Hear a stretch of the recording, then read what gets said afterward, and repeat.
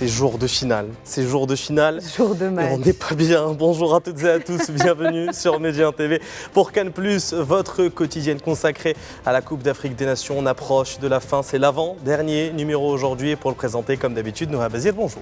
Bonjour Anas et bonjour à nos téléspectateurs. Vous l'avez bien dit Anas. Jour de pression, jour de match, la rencontre la plus attendue de cette Coupe d'Afrique des Nations. Et pour parler de cette finale, nous avons le plaisir de recevoir sur notre plateau Abdelkader Barouk. Bonjour. Et nous avons également le plaisir d'avoir Kevin Mabongani. Si je dis bien, c'est bon, si je l'ai bien dit. Mabongani, vous êtes streamer, créateur de contenu pour votre chaîne En 442. Est-ce que vous pouvez en parler rapidement? Quand est-ce que vous avez créé cette chaîne? À la Coupe du Monde 2022. On était avec un pote, il n'est pas là malheureusement, en plus de Rabat. Marouane, on le salue. On salue. Donc du coup, en fait, c'était une idée entre amis. On aimait bien parler de foot, débriefer. Et en fait, il a vu sur Twitch, il n'y avait pas quelque chose qui nous ressemblait. Et on s'est lancé et depuis, voilà, ça a très bien marché. On a plus de 67 000 abonnés sur TikTok, 11 000 sur Twitch. Et voilà, on va dire, on est assez populaire, même ici, pendant la CAN, on nous a reconnus. Pas n'importe quelle nationalité, donc voilà, très bien. Et vous avez bien suivi la CAN, j'imagine. Vous avez regardé combien de matchs au total dans cette Coupe d'Afrique des Nations? 13 matchs. 13 matchs. Je crois que c'est un record peut-être. Ça va, je pense qu'il y a des journalistes qui n'en ont pas regardé autant, la vérité. On est là pour le boulot, c'est important. Parce qu'on est des fans de foot avant tout, on voulait voir ces matchs-là, parce qu'on n'a pas vu nos sélections respectives avant cette compétition, au terrain. Donc il fallait qu'on soit présent pour cette compétition, parce qu'on parle beaucoup de football africain, justement, et aussi pour vivre cet événement qui est historique aujourd'hui. Finalement, c'est tellement beau, ces métiers où on peut allier passion et travail en même temps. Vous avez de la chance. C'est ça. Le match qui vous a le plus fait kiffer, on va y aller vraiment, on a fait kiffer. Je pense que Cameroun-Côte d'Ivoire. Cameroun-Côte d'Ivoire. Je pense en termes Algérie-RDC également, vous m'avez dit tout à l'heure. Oui, c'est ça. Après, moi, c'est différent. C'était une émotion avec plus de douloureux. pression. Ouais. Moi, c'était douloureux, ça s'est bien passé. Mais non, sinon, c'est les deux gros matchs, je pense qu'on a pu assister. Après, on a pu assister aussi au quart et aux demi-finales, Maroc-Cameroun et Maroc-Nigéria. C'était bien de voir aussi la ferveur du stade et aussi analyser le pays hôte dans le grand stade. Donc, et vous le sentez comment, cette finale? On va en rentrer dans le vif du sujet dans quelques instants, mais d'abord pour voir un peu comment vous le sentez, cette finale entre le Maroc et le Sénégal. C'est une grande finale. Là-bas. C'est les deux meilleures équipes d'Afrique. Je pense que même toutes catégories confondues. C'est elles qui ont les meilleurs résultats sur les 5 dernières années, on peut dire. Donc très gros match. Après, je sens que le Maroc a vraiment l'appui du public et du peuple. Ça pourra faire la différence. Eh bien, avant de rentrer dans le vif du sujet, on va d'abord... Noura va nous donner quelques informations sur cette rencontre et ses directions. Le flash de la CAN.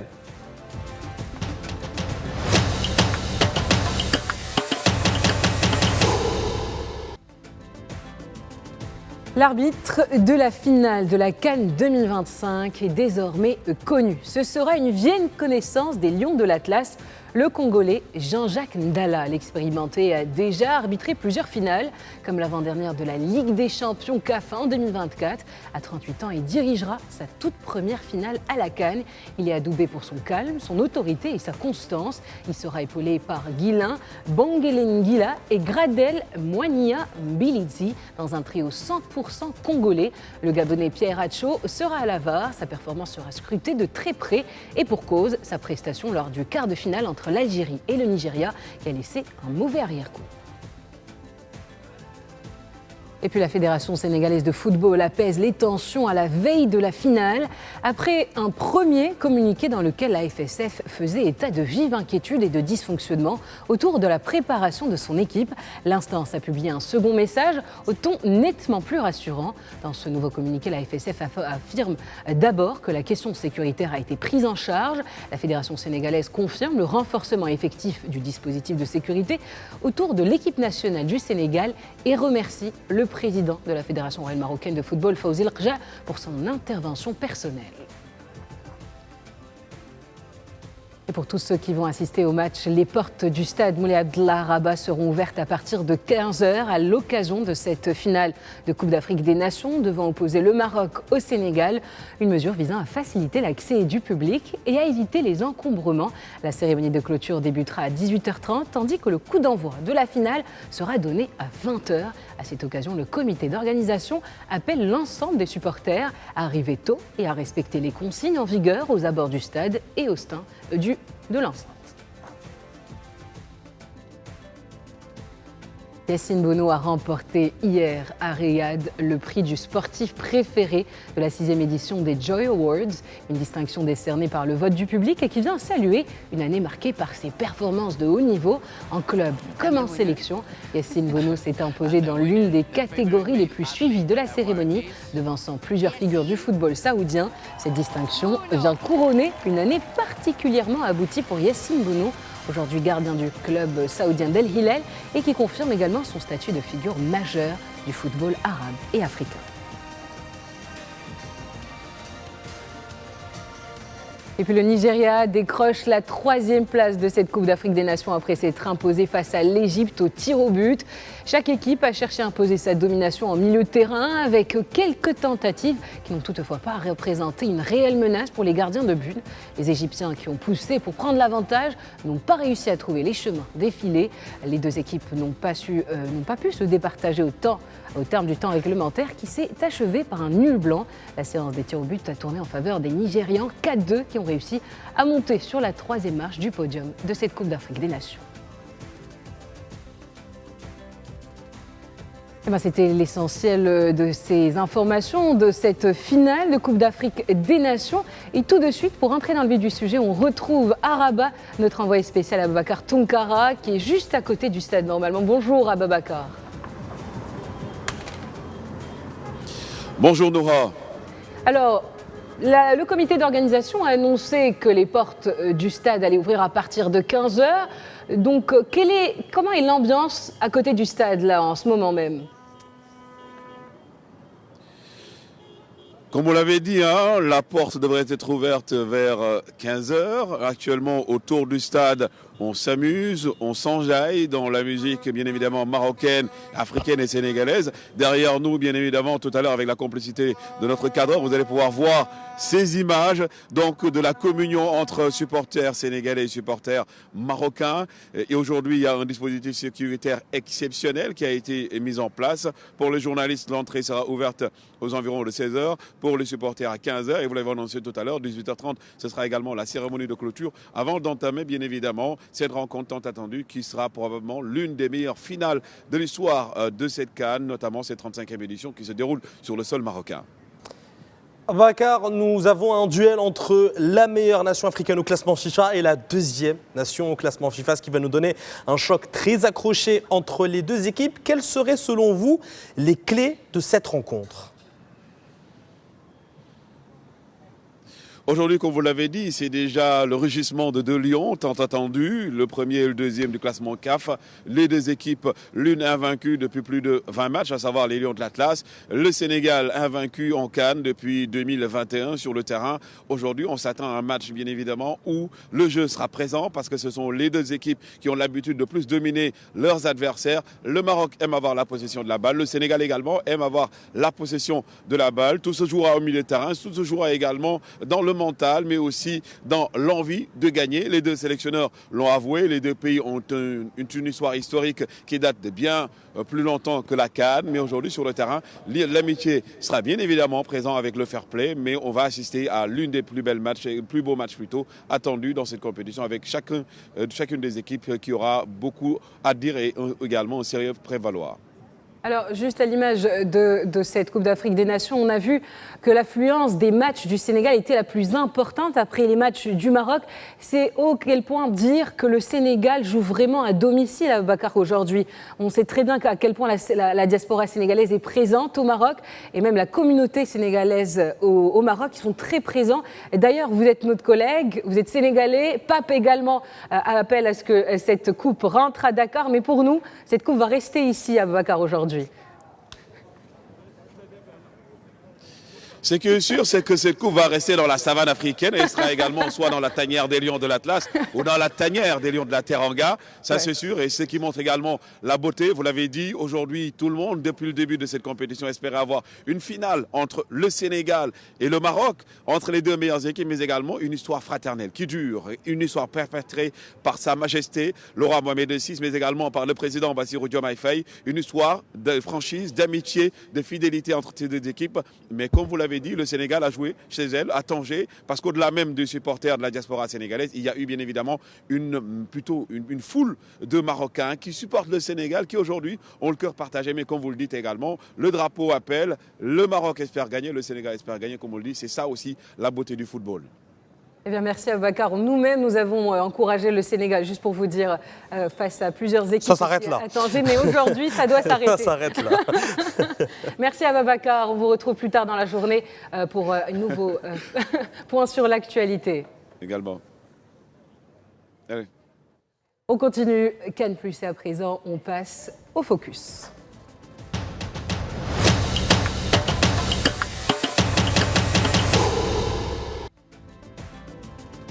Un match tant attendu ce soir à 20h au Stade Prince Moulay Abdallah de Rabat opposant le Maroc au Sénégal. Une finale tant attendue. Je vais me tourner vers vous tout d'abord, Abdelkader. Qu'est-ce que vous en pensez un peu de cette finale? Est-ce que ça sera un match très disputé ou est-ce que le jeu sera plutôt ouvert? On connaît les finales. Historiquement, c'est des matchs qui sont toujours fermés. Et c'est deux équipes qui vont se tester. C'est deux équipes qui n'ont pas ouvert leur match pendant la CAN. Donc il n'y a pas lieu que cette finale entre ces deux nations soit ouverte. Ce sera un match fermé, deux blocs qui seront médians de ce qu'on a vu de cette CAN-là. Donc ouais, ça sera un résultat qui sera assez serré. Si l'équipe qui va l'emporter avec un but d'avance. Mais c'est vrai qu'on a quand même deux équipes joueuses. Est-ce qu'on ne pourrait pas avoir quand même un score assez élevé même, par exemple, si je prends l'exemple de la finale de la Coupe du Monde 2022, où on avait peut-être une Argentine et une France qui semblaient moins joueuses. Et au final, sur le terrain, eh bien, ça s'est matérialisé par un match ouvert. Est-ce que là, malgré le fait qu'on ait deux équipes qui soient connues comme joueuses, comme vraiment qui aiment manier le ballon, est-ce qu'on n'aura pas un match quand même avec des buts? Parce qu'on veut quand même un festival de buts. Des deux côtés, bien entendu. On ne veut pas que ça soit d'un côté, que ce soit du côté du Sénégal. Il faut qu'il y ait des événements inattendus pour que ça arrive. L'équipe de France, ce qui s'est passé en finale, c'est qu'il y a eu un carton, il y a eu un penalty. C'est ça qui a ouvert le match. Et s'il n'y a pas cet événement-là, il n'y a pas lieu que le match s'ouvre autant sur une finale. En tout cas, je ne l'espère pas pour le Maroc. Parce que si le match s'ouvre, le Maroc peut souffrir. Et Kevin, quelles armes la sélection marocaine peut-elle utiliser pour déstabiliser la défense sénégalaise qui a été solide tout au long de cette compétition? C'est les contre-attaques et la transition rapide, on va dire amenée par Saïd Barry, Abdé et Brahim Diaz. Ça va dire la force du Maroc, c'est d'avoir un bloc vraiment bien compact. Qui laisse très peu d'espace aux adversaires et puis après ils pressent assez haut, donc ils peuvent récupérer les ballons assez haut, et ce qui va permettre de profiter de la vitesse de Abdé et du génie de Brahim Diaz. Vous avez justement parlé du pressing, c'est l'un des critères importants dans le jeu de Walid Regragui depuis maintenant près de 2 ans. Il en a parlé en conférence de presse, je vous laisse l'écouter, il était face aux journalistes hier après-midi. C'est une route qu'on a prise il y a 2 ans, après l'élimination contre l'Afrique du Sud. On savait qu'on allait jouer chez nous et qu'on ne pouvait pas être attentiste comme par exemple au Mondial. Après, en même temps, j'ai plus de matériel qu'au Mondial quand on voit l'effectif que j'ai, les joueurs que j'ai. Il fallait juste convaincre justement des joueurs comme Brahim qu'ils étaient capables de répéter les efforts, des joueurs comme Abdel Zalzouli. Ayoub Kahbi ou El Nasseri, c'est des profils qui vont te donner et qui peuvent le faire naturellement. Et puis au milieu de terrain, des joueurs comme Sebari ou El Khannous, quand tu pars avec 2 numéros 10 au milieu, pareil, l'activité dans le pressing, il faut les convaincre. Je reprends toujours justement la phrase de Roland Courbis, qui est parti et à qui on pense aujourd'hui, et qui me disait pour être un bon coach, il faut être convaincant. Et voilà, il faut les convaincre pour qu'ils soient capables de le faire. Et aujourd'hui, ils savent qu'ils peuvent le faire. Alors, pour répondre à ta question face au Sénégal, je pense qu'on ne pourra pas le faire sur 90 minutes. D'ailleurs, on voit que contre le Cameroun, en deuxième mi-temps, on a un peu pêché. Contre le Nigeria aussi par moment. Mais on aura des temps forts, des temps faibles. En tout cas, sur nos temps forts, c'est sûr qu'on ira et qu'on sera dans l'obligation de le faire. Mais à un moment donné, comme tu l'as dit, ils ont des joueurs de qualité, sûrement qui vont éteindre de temps en temps notre pressing. Mais c'est là qu'au niveau résilience, il faudra qu'on soit fort pour y retourner et pas avoir peur. Eux, ils vont essayer de nous éteindre, de nous calmer.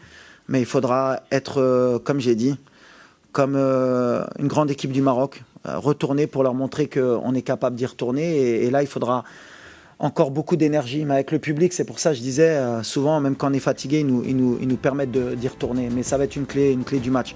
Mais je pense qu'eux aussi vont venir nous presser demain. Vous l'avez dit tout à l'heure, Abdelkader, c'est vrai que ce sera un match assez fermé. Est-ce que pour vous, le Maroc peut se créer des occasions sans se déséquilibrer défensivement ? Oui, ils ont les joueurs, ils ont la qualité pour, surtout au milieu de terrain. Donc c'est ces joueurs-là aujourd'hui qui vont apporter ces occasions, même si l'absence de Asdin Ounahi, on l'a vu, s'est fait ressentir parce qu'un El Khanous prend moins le jeu à son compte. Mais il y a Saïd Barry, il y a Brahim Diaz qui peut créer des brèches. Et on a surtout l'apport au Maroc des deux latéraux, défensivement. Mazraoui et Hakimi qui offensivement créent des choses exceptionnelles, surtout Mazraoui. Il fait une canne à droite, à gauche, à un niveau, je ne sais pas si on l'attendait là. Certains se demandent même ce qu'il fait encore à Manchester United. Il devrait jouer plus haut, parce qu'on voit que c'est un milieu de terrain, c'est un attaquant, c'est un défenseur. Hakimi, on savait qu'il avait cette capacité-là. Mazraoui, on redécouvre. Donc oui, c'est tous ces éléments-là individuels du Maroc qui peuvent faire que les brèches seront créées et le jeu, oui, le Maroc aura le ballon. Maroc aura le ballon, mais c'est surtout qu'en plus de ça, il y a deux profondeurs de banc qui sont intéressantes du Sénégal comme du côté du Maroc. Kevin, je vais me tourner vers vous. Est-ce que si vous avez par exemple un joueur sur lequel vous comptez pour un peu débloquer la rencontre, que ce soit en tant que titulaire ou sur le banc, est-ce que vous avez un joueur, votre chouchou par exemple, qui pourrait débloquer cette rencontre selon vous ? Pour le Sénégal, je dirais Iliman Ndiaye. Je pense que c'est lui qui peut perforer un peu le bloc défensif du Maroc, parce qu'on a vu sur le Cameroun et sur le Nigeria, il n'y a pas eu vraiment d'individualités qui ont réussi, on dirait, à perforer un peu le bloc. Et tu sais qu'on en a joué, Bomo, Osimhen, il y a eu quand même du sacré niveau. Pour les Sénégalais, ça peut être la clé. Après, pour le Maroc, je pense que c'est le meilleur joueur de la compétition, le joueur qui a le plus de pression, c'est Brahim Diaz. Je pense que c'est lui qui peut clairement faire la différence. Bon, c'est vrai qu'on pourrait voir un Maroc avec une possession de balle plus importante en première mi-temps, mais est-ce que le Sénégal est-il capable de faire la différence, mais sans dominer le ballon, Kevin ? Oui, justement, je pense que c'est ça qu'ils ont montré tout le long de la compétition. Et c'est là, entre guillemets, je pense que le Maroc peut avoir peur, parce que c'est une équipe qui arrive maintenant à gagner sans bien jouer. On ne comprend pas forcément ce qu'ils font sur le terrain, mais ça prouve, je pense, beaucoup de maturité et de la gestion des temps forts et des temps faibles.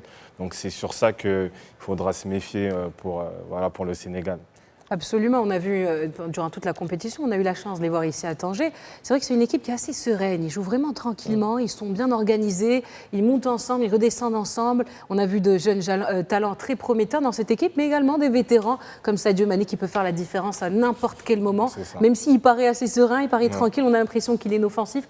Mais dès qu'il a le ballon, de temps en temps, il crée une occasion et il permet tout le temps à son équipe d'avancer. D'ailleurs, on va regarder ensemble la déclaration de Pape Thiaw qui parle un peu de ce statut de favori du Maroc. Le favori, c'est le Maroc. Donc voilà, et en classement FIFA, ils sont premiers.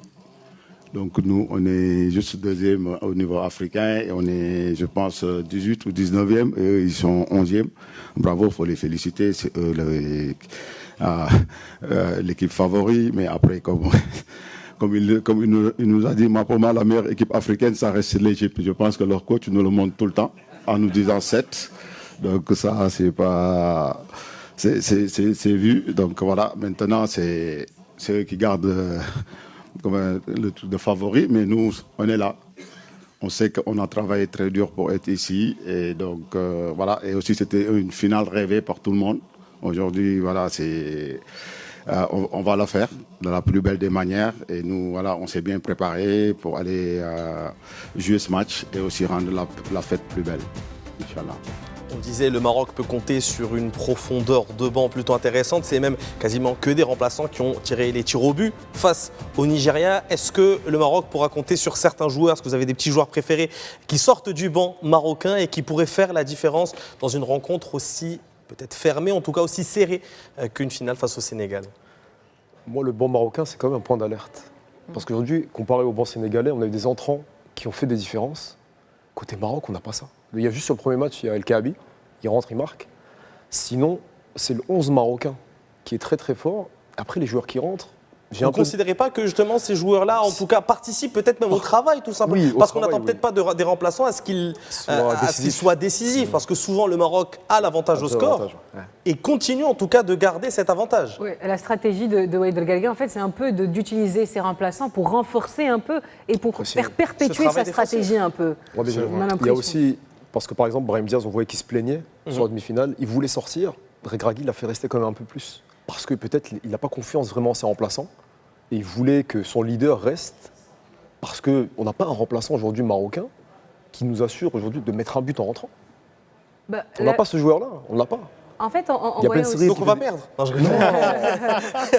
Le 11, il est exceptionnel. Mais on dirait qu'Eric Chell et Walid Regragui, tous les deux savaient qu'ils partaient aux 120 minutes. On aurait dit qu'ils ont tous les deux repoussé les changements des deux Même le côtés. Nigeria a Même attendu le la Nigeria a prolongation pour attendu, faire en fait. ses premiers changements. On aurait au dit qu'ils final. voulaient préserver un peu leurs remplaçants et peut-être pour rentrer avec une entrée un peu plus percutante. Ça me paraissait plutôt ça. Mais dans tous les cas, Walid Regragui, avec ses remplaçants, ça se voit que ça avance, que ces joueurs arrivent à faire la différence. C'est vrai qu'on attendait Hamza Igaman, il était beaucoup plus attendu. Qu'est-ce que tu en as pensé, Kevin, de l'entrée de Hamza Igaman? C'est une entrée d'un joueur qui n'a pas joué depuis un mois, voilà, donc aussi, c'est normal. ça. Donc il y a les repères aussi, des sensations à avoir sur le terrain, mais on sent qu'il est prêt, il est déterminé à faire la différence. Ce qui est bien, c'est quand même il a eu comme du temps de jeu.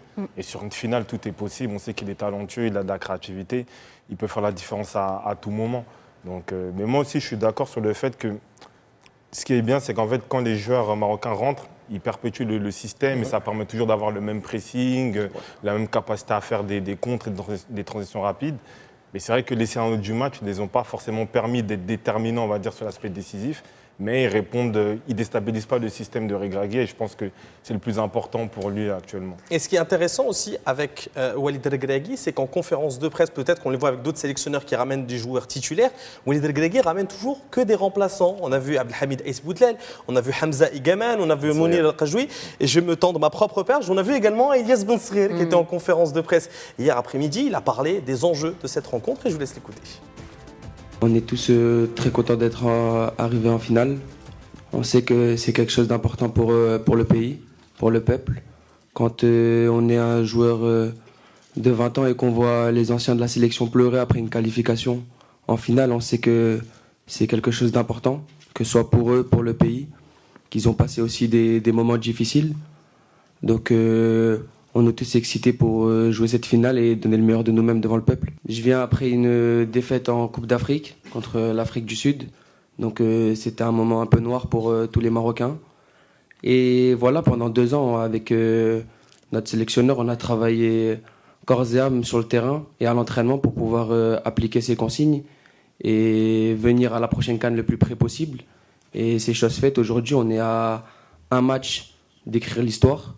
Donc je pense qu'on est le plus concentré possible et comme je l'ai dit en introduction, quand tu bats le Nigeria et que tu vois des joueurs comme Ashraf, comme Brahim Diaz, comme Yacine Bounou pleurer parce qu'ils savent comment c'est dur une Coupe d'Afrique, tu te rends encore plus compte de l'exploit que tu es en train de faire et t'en veux plus. Donc tu sais que la dernière match, il va falloir essayer et tout faire pour la franchir.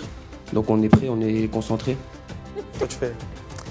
On va parler forcément de ces joueurs qui seront titulaires lors de cette finale entre le Maroc et le Sénégal. C'est l'heure du conseil.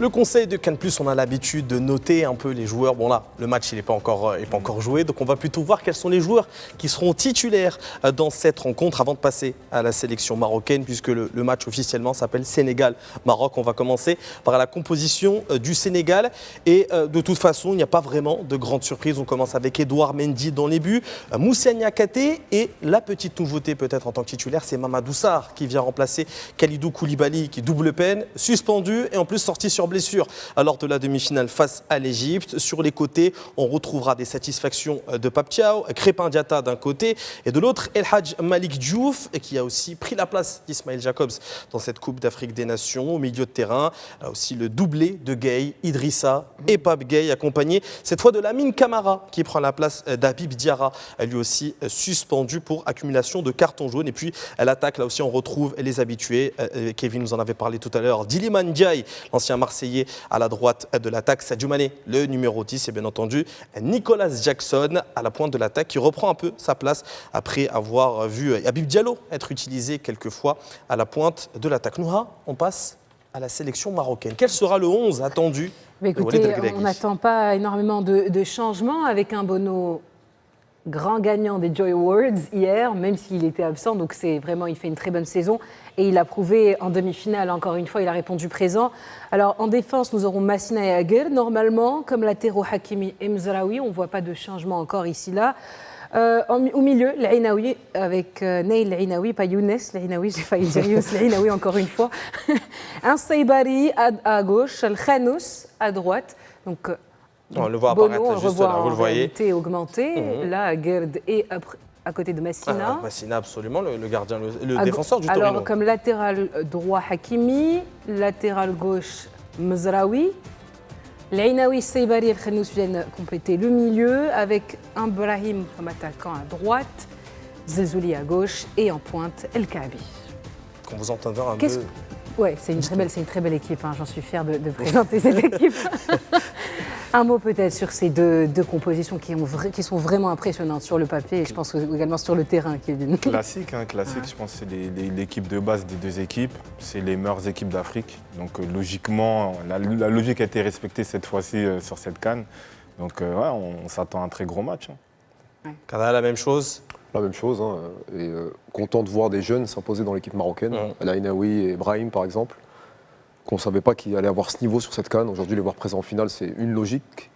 On se demande pourquoi Brahim n'a pas plus de temps de jeu au Real Madrid, etc. Donc c'est très bien pour eux d'avoir choisi le Maroc et d'arriver en finale. Bravo. Juste une question par rapport à ces deux compositions. On voit deux joueurs, Nicolas Jackson et Ayoub El Kaabi. Ce sont deux numéros 9 qui sont plutôt prolifiques avec leur club au Bayern Munich, plus ou moins. En tout cas, El Kaabi plus que Nicolas Jackson, même si Nicolas Jackson parfois est éclipsé par Harry Kane du côté de la Bavière. Mais on sent que ce sont des joueurs qui gâche quand même pas mal d'occasions. Ayoub El Kaabi, on ne l'a plus vu marquer depuis la phase de groupe, en huitième, ni en quart, ni en demi. Est-ce qu'on pourrait peut-être pas avoir des changements au poste de numéro 9, voire peut-être un Youssef Nseri à la place, ou même un Hamza Igemen à la pointe de l'attaque marocaine? Je pense pas, parce qu'aujourd'hui, en fait, c'est des attaquants qui sont aussi, pour leur coach, qui sont aussi, on va dire, jugés par autre chose que le but. C'est-à-dire, ça va être le pressing, la capacité à subtiliser aussi les défenses adverses. Et c'est vrai, par exemple, Jackson El Kaabi, quand on les voit du stade, on voit le pressing, les courses qu'ils proposent. Ça bénéficie aussi, par exemple, pour le Maroc, à Brahim Diaz ou Abdé, et pour le Sénégal, à Sadio Mané, par exemple. Et on ne va pas lancer un Igaman en finale. Pourquoi pas? Ouais, Pourquoi pas? Si on lance Igaman en finale, le Maroc perd. On va dire quoi? Non, oui, bien entendu. Mais de toute façon, il avait même parlé du fait de le lancer au tir au but. S'était excusé de l'avoir lancé à la séance de tir au but parce qu'il avait raté son penalty, qu'il ne considérait pas qu'il devait être, en tout cas, soumis à ce genre de pression à cet âge si jeune, même si ensuite, il y a eu Youssef Nseri qui l'a marqué. Et donc, forcément, on a quand même des joueurs quand même assez jeunes qui peuvent marquer dans ce genre d'exercice. Si on doit parler un peu du milieu, c'est vrai qu'on a un très bon milieu avec l'Ainaoui qui fait un tournoi incroyable, on ne cesse de le répéter. Qu'est-ce qu'on aurait pensé plutôt de le Khenous avec Brahim? Est-ce que cet automatisme n'aurait pas pu être... Bon, c'est vrai qu'il aurait pu plus simplifier avec Onahi, mais qu'est-ce que vous en avez pensé par exemple durant la demi-finale face au Nigeria? Le Khenous, Brahim, est-ce que ça a été assez concluant, Abdelkader? Le problème, c'est qu'on va toujours comparer à Ounahi. Ouais, malheureusement, c'est vrai. C'est compliqué pour El Khanous. Et aujourd'hui, lui et Saibari, ce n'est pas des rôles qu'ils ont en club, ça. De autant travailler pour le collectif. Donc Regragui les fait beaucoup travailler collectivement. Donc c'est normal qu'on voit moins cette relation technique. Mais après, de temps en temps, on va le voir, mais moins. On a moins le triangle qu'on avait en 2022. C'est vrai que c'est Hakimi un peu qui remonte. Et on est obligé de passer par Hakimi un peu pour fluidifier un peu. Parfois, El Khanous, il va pas prendre de risques comme le fait Ounahi sur la passe. Parce que, par exemple, on a vu des contre-attaques, il va donner le ballon à Hakimi. En mode, prends cette responsabilité, toi à ma place. Après, c'est un jeune joueur. Et aussi, il y a des réalités. Il veut être dans le groupe, il veut être présent et ne pas faire d'erreur. Aujourd'hui, faire une erreur en finale, ça peut lui coûter une place pour la Coupe du Monde. Donc ça se comprend, mais oui, on n'a pas cette relation-là. Mais le Maroc gagne quand même, donc on prend. Un dernier mot dans cette composition, notamment celle du Sénégal, c'est la présence de Mamadou Sarr en défense centrale à la place de Kalidou Koulibaly. Est-ce qu'il aura les épaules de prendre cette place, en tout cas, du capitaine, du leader de cette sélection sénégalaise? Malgré qu'il ait déjà fait ses preuves. Oui, quand même, oui, mais dans seulement cette sur des compétition. entrées, pas en tant que vraiment que titulaire, parce que même dans les premiers matchs, celui qui était titulaire à sa place en défense centrale, c'était Abdoulaye Seck, et non pas Mamadou Oui, Sarr. qui a d'ailleurs inscrit un but, je pense, au début. Absolument, Oui, oui, il a rappelé absolument. son Contre premier le Bénin. match, absolument. Contre le Bénin. Ça va être compliqué, je pense, pour lui, ou au contraire, je pensais que l'insouciance va jouer en sa faveur. Il a le talent, il est très talentueux, il fait partie des meilleurs défenseurs de sa génération, on le voit à Strasbourg. Maintenant, c'est une finale de Cannes. La première pour lui, il rentre dans la compétition.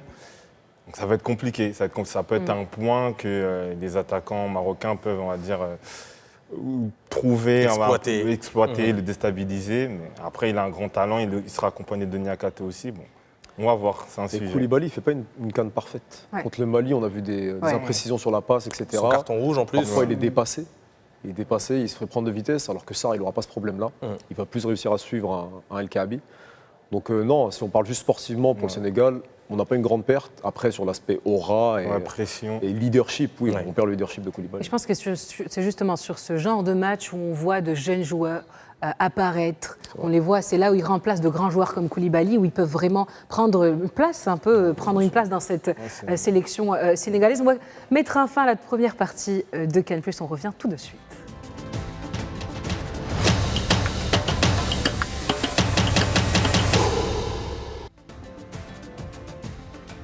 Cette Coupe d'Afrique des Nations organisée au Maroc a marqué les esprits de par la grandeur de ces stades, de par l'organisation, les stadiers, les autorités. Il faut remercier tout le monde parce que de nombreuses personnes ont contribué à la réussite de cet événement continental. Et il faut le dire, ils ont tous œuvré à faire briller le football africain.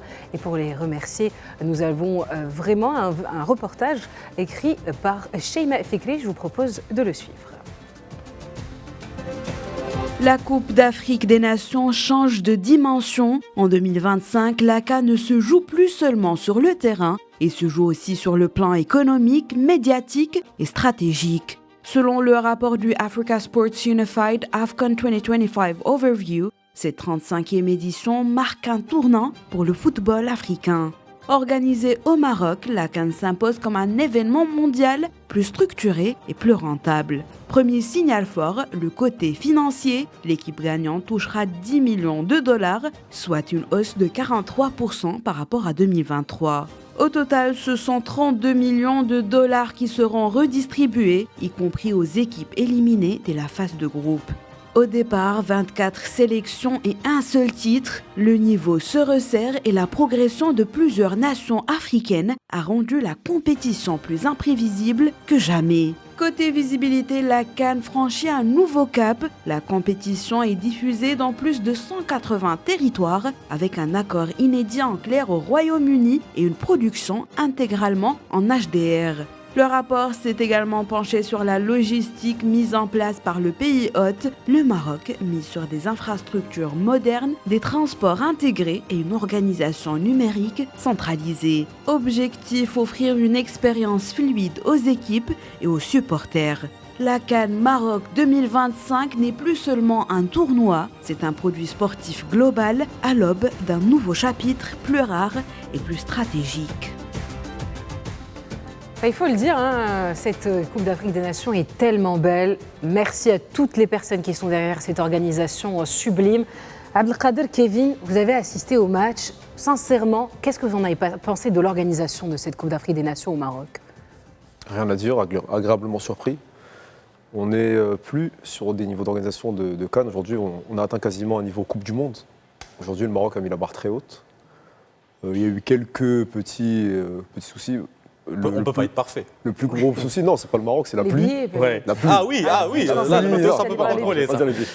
La pluie à Casa, on a eu une petite pluie sur un Tunisie-Mali, c'est tout. Sinon, le reste, exceptionnel, on n'a pas, nous, eu de problème sur cette CAN, personnellement. Donc on peut que être positif et mettre un 10 sur 10 à cette CAN. Kevin ? Franchement, au niveau des stades, moi, nous, on est en France. J'ai eu la possibilité d'aller sur plusieurs stades en très peu de temps. La capacité aussi de se déplacer d'une ville à une autre assez facilement. Et non, après, on ressent aussi de la fierté aussi du peuple marocain, de voir que voilà, le pays a pu accueillir cette CAN dans des très bonnes conditions aussi. Non, franchement, c'était un plaisir. Et voilà, on voit qu'il y a peut-être que 2028 ou la Coupe du Monde des clubs.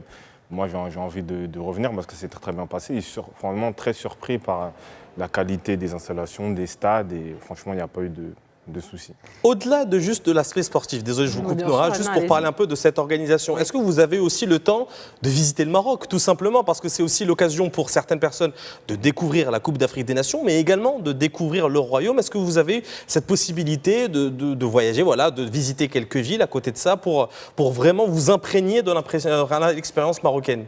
On a visité Tanger avant-hier avec un ami à nous, un Marocain. Marrakech aussi. On a pu visiter ces 2 villes-là. Le reste du temps, malheureusement, on bougeait de stade en stade. Okay. Et après les matchs, quand on revenait, on faisait des débriefs, on faisait des lives.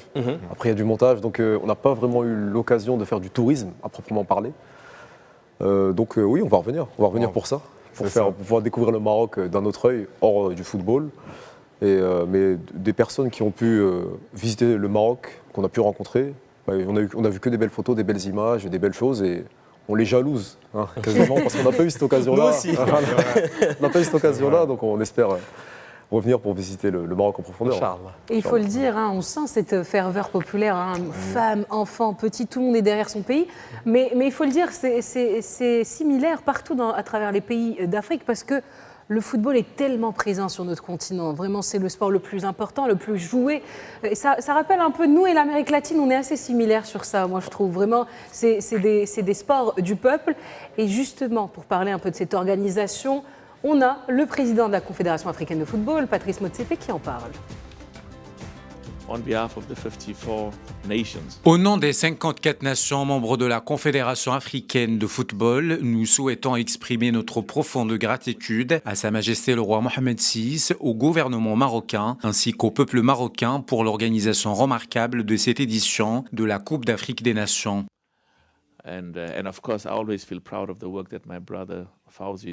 Je tiens également à remercier mon ami Fawzi Lakja pour l'énorme travail accompli afin d'assurer la réussite de cette édition.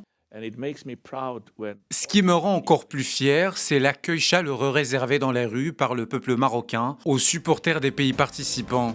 Un geste d'une grande beauté. D'une chose aussi, Patrice Motsepe, il parle de l'accueil.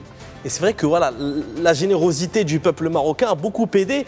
On a vu, je sais pas moi, des supporters tunisiens, même sénégalais, congolais, qui par exemple, ils allaient dans des restaurants, ils ne payaient pas. Est-ce que vous avez connu aussi cette expérience de la générosité marocaine? Est-ce que vous l'avez ressenti lorsque vous êtes arrivé au Maroc? Ouais, clairement.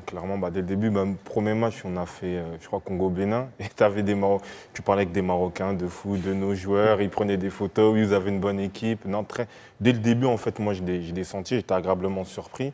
Et dans l'ensemble, très bon accueil. Ça s'est très bien passé partout, que ce soit des fois en fan zone, que ce soit au stade. Franchement, rien à dire. On passe à la dernière partie. Est-ce qu'on ne passerait pas à la dernière partie de cette émission? Parce que malheureusement, c'est bientôt fini. Mais on va parler, vous le voyez, ce match-là, Sénégal-Maroc, à 20h au stade Prince Moulay Abdallah. Et on va donner nos petits pronostics. C'est l'heure des pronos. Il faut noter.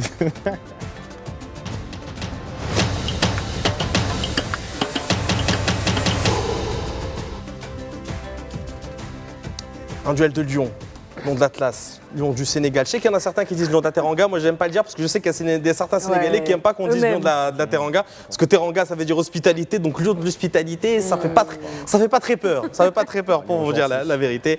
Mais voilà, cette finale prévue à 20h. Vous avez de petites ardoises devant vous. On va forcément parler de cette finale. Vous allez me donner le score. Et même si vous voulez, donner un buteur. Si vous sentez qu'il va y avoir un but ou pas. Allez, on va noter. Moi, je garde le même qu'hier. Pour pas changer.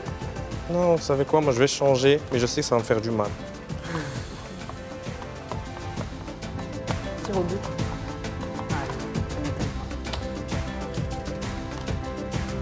Hop, je vais y arriver. Il y a un but partout, ça part au tir au but, mais le Maroc gagne quand même. Oui. Faut pas abuser. On va un peu suer, mais... Ce qui est intéressant, c'est que Abdelkader met également le buteur qu'il voit. Enfin, il voit Brahim marquer deux buts.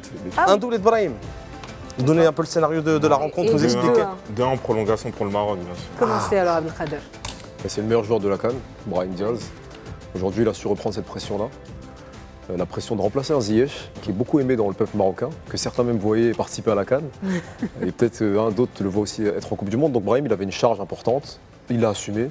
Aujourd'hui, ça peut être que sa finale, vu que c'est sa compétition. Donc je le vois aller au bout et montrer la voie au Maroc. Et finir meilleur buteur de la compétition avec 7 buts, si je dis pas de bêtises, avec ses 2 buts de C'est un doublé en finale face au Sénégal. Il le mérite. C'est ambitieux, mais c'est très beau. Ça nous arrange. Hein. Moi, ça m'arrange en tout cas. Kevin, alors Moi, 2-1 prolongation. Je pense que ça va être un match serré. C'est des équipes qui sont capables de marquer sur leur temps fort avec une action, un coup de pied arrêté. Mais avec l'appui du public, le Maroc qui gagne aux prolongations. Est-ce que l'appui du public, justement, est-ce qu'il ne peut pas être aussi considéré comme une pression? Parce qu'on a vu au début de la compétition, certains le prenaient vraiment comme un poids sur cette équipe-là. Est-ce qu'au contraire, on ne pourrait pas vraiment considérer ça comme galvanisateur plutôt que pression pour la sélection? Pour avoir vu Cameroun et Nigeria, je pense que ça a été galvanisateur. Je pense qu'il y a eu ce déclic-là après le match du Cameroun. Et tu sens que oui, ils jouent clairement leur rôle, le 12e homme, comme on dit. Donc pour moi, ça va être important, c'est déterminant. On voit que les équipes qui ont affronté le Maroc n'arrivent même pas à aligner 2-3 passes parfois à cause de cette pression-là. Donc la pression, c'est les adversaires qui l'ont à cause du public et c'est pas les joueurs marocains. Les joueurs marocains, c'est vraiment galvanisateur pour eux. C'est vrai que je peux vous dire qu'il y a de nombreuses personnes qui ont assisté au match et qui ont dit qu'ils ne pouvaient pas s'asseoir à cause des sifflements. Les sifflements étaient incroyables. Mon père d'ailleurs a dit qu'il n'arrivait pas à un moment à s'écouter ou même à suivre le match à cause des sifflements. Donc imaginez un joueur en train d'essayer de trouver la faille, essayer d'assurer sa passe. Donc vraiment c'est vrai que cette pression peut être parfois peut être porter préjudice à une équipe. Mais j'ai l'impression que du côté sénégalais, cette équipe sait bien gérer la pression. Au contraire en fait. Qu'est-ce que vous en pensez, Kevin, peut-être par rapport à leur précédente édition? Est-ce que ça a été un parcours plus tumultueux pour cette équipe sénégalaise ou justement le fait de ne pas jouer à domicile facilite un peu cette gestion de la pression? Ils ont pris l'exemple du Stade des Martyrs dernièrement, même si Walid Regragui il a bien dit que ça sera différent. Et encore un exemple qui vous fait mal, Kevin. Il a raison, il me fait mal à moi-même. Mais en tout cas, je pense que oui, ils sont quand même matures. Je pense qu'ils sont préparés à gérer ce genre d'événement. Mais après, une finale à l'extérieur, je pense que tu ressens la pression dans tous les cas, mais ils sont assez matures et ils sont préparés à ça. Après, est-ce qu'ils vont réussir à gérer ça? Ça, on va le voir. Après aussi, il faut se rendre compte d'un truc, c'est que ça sera le premier match pour le Sénégal où le public sera contre lui. Parce que depuis le début de la compétition, il joue à Tanger, il joue face aux adversaires qui se déplacent chez eux. Donc même en termes de confort, eh bien, ils avaient été habitués, ils avaient leur zone de confort du côté de Tanger. Le public était avec eux, le public marocain était avec eux. Bon là, le public marocain, il sera du côté du Maroc et non pas du côté du Sénégal. Donc forcément, là aussi, ce changement de contexte, il peut faire la différence pour cette sélection sénégalaise. Un mot aussi sur votre pronostic. Noura, vous avez donné un but à 0. 1-0, mais aussi, je pense qu'il faut aussi souligner le fait que le Sénégal et le Maroc ne se sont jamais affrontés. Donc ce sont aussi deux équipes qui ne se connaissent pas sur le terrain. On parle de joueurs. Abdelkader, qu'est-ce que vous en pensez de ce point-là? C'est vrai que c'est assez surprenant comme statistique, en fait, que ces deux équipes, aussi belles qu'elles soient, aussi performantes qu'elles le sont ces dernières années, ces deux équipes ne se connaissent pas sur le terrain. Tant mieux. Des fois, l'histoire... ça nous fait réfléchir pour pas grand-chose. On dit que telle équipe n'a jamais battu telle équipe. Là, aujourd'hui, les deux viennent avec leurs armes. C'est les deux meilleures équipes d'Afrique. Ils viennent sur un passé neutre, il n'y a rien. Donc tant mieux, ça n'ajoute pas de pression au match. Exactement. Voilà, donc que le meilleur gagne, mais Tahir Marlib quoi. Que le meilleur gagne et que le meilleur soit le Maroc. Bon, moi, je donne un petit 1-0 parce que, comme on l'a dit depuis le début de cette émission, ça sera un match très serré. Et puis, je vois un petit coup de brio, une individualité qui va débloquer ce match. Une belle frappe d'un des joueurs. Bon, je le dis encore, j'attends Zelzouli. Et un but de Zelzouli, ça serait vraiment sympa pour lui-même, encore plus pour nous. Mais voilà, un petit 1-0. Donc une petite différence. Non, moi je vois quand même un match assez serré, même si on va quand même pas mal transpirer à cause de ça, avec un but partout pour aller au tir au but. Mais je vois un Yacine Bounou tout aussi déterminant comme il a été en demi-finale face au Nigeria et le voir sortir, notamment la parade qu'il a sortie main opposée alors qu'il était déjà de l'autre côté de la barre. Ça, il était à midi et il a arrêté à 18h. Le Sénégal, ils ont l'expérience des tirs au but. Aussi. Et le Maroc aussi. Et avec un Mendy qui est plutôt bon aussi. Hein. Ça va être un beau duel de gardiens en tout cas entre ces deux équipes. Donc voilà, moi je l'attends ce match avec impatience. Moi je vais aller prendre un somnifère et je me réveillerai à 19h59 voilà, pour la rencontre. Noura. On a fini. On clôture cette émission. Ça a été un réel plaisir. Merci Abdelkader Barouk. Merci Kevin, tous les deux. Vous êtes alias en 4-4-2 sur les réseaux sociaux, c'est bien ça? C'est ça. Merci, ça a été un plaisir. Merci pour l'accueil. Merci Merci. beaucoup. Et bien Anas, on dit au revoir à nos téléspectateurs. Bah, si vous voulez dire au revoir, moi je peux rester, moi ça me dérange pas, je peux tenir Écoutez, on revient Non, dans tous les cas dans la soirée. On reviendra, on verra bien. Merci à nos téléspectateurs de nous retrouver tous les jours pour Cannes+. Un réel plaisir de parler football. Et football.